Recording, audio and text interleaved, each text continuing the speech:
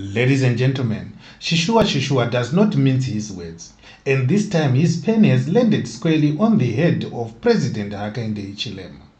In a fiery article, the respected Zambian academic accused Hichilema of compulsive lying to the point of mythomania, and claimed the president is misleading the public about supposed negotiations with the Lungu family over the late Edgar Lungu's burial. Sishuwa reports that, contrary to Hichilema's repeated claims, the Lungu family has confirmed no such talks are happening. If true, this would mean the president of Zambia is spinning a tale over a funeral, a risky gamble in a country where trust in institutions is already fragile. Now, let's be clear. Zimwaves stands firmly behind democratic governments like Zambia's. Zambia remains a shining example of peaceful transfers of power in a region often dominated by autocrats clinging to office until death or coup. But democracy does not mean giving leaders a free pass. And if the president's words don't match the facts, then pointing that out is not an attack, it's a duty. That's why voices like Sishuwa's matter. Sishuwa goes further, alleging that Hichilema has devised a three-part strategy to force the return of Lungu's body from South Africa, which include lobbying the Catholic Church, staging state-funded protests, and even exploring the possibility of bribing a South African judge. These are extraordinary claims. To be fair, they remain allegations based on unnamed sources, and so far there is no hard evidence that bribery has been attempted. That point must be stressed because Zambia's judiciary and its institutions deserve not to be dragged unfairly into speculation, same as South African judiciary. But the parts that are documented are troubling enough. The Catholic bishops did meet a government delegation, and that is fact. The government did ask them to intervene, and that is fact. And there have been orchestrated demonstrations before in Zambia's politics, so the accusation that protests may be manufactured does not fall from the sky.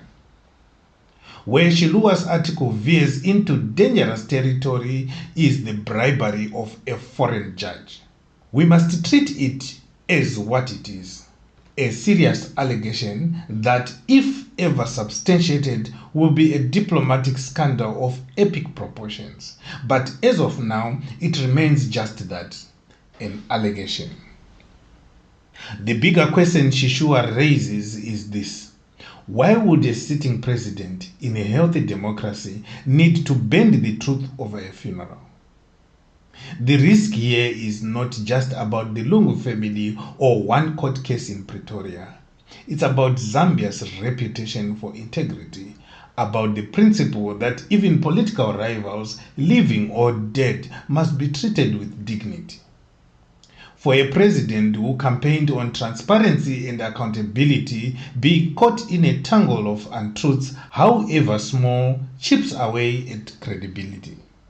Sishuwa deserves credit for raising uncomfortable questions. His sharp critique is a reminder that intellectuals and journalists in a democracy are not enemies of the state, but guardians of the truth. Zambia does not look bad because critics speak. It looks stronger because critics are allowed to speak without being jailed or silenced. Kudos to President Hichilema. That is the essence of democracy, and it is why Zambia still stands tall compared to so many of its neighbors. But if the president's spin on the Lungu burial issue continues, it risks overshadowing his broader achievements and handing ammunition to those waiting to paint him as no different from the old order.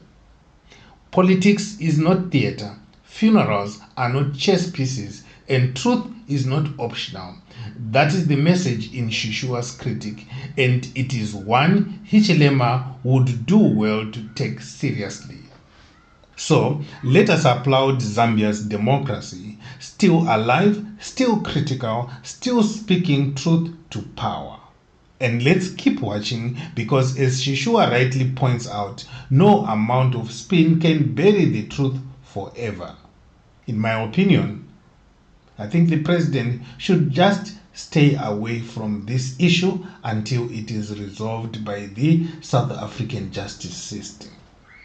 Zimwaves family, do you agree with Sishuwa's critic, or do you think this is just opposition-fueled exaggeration?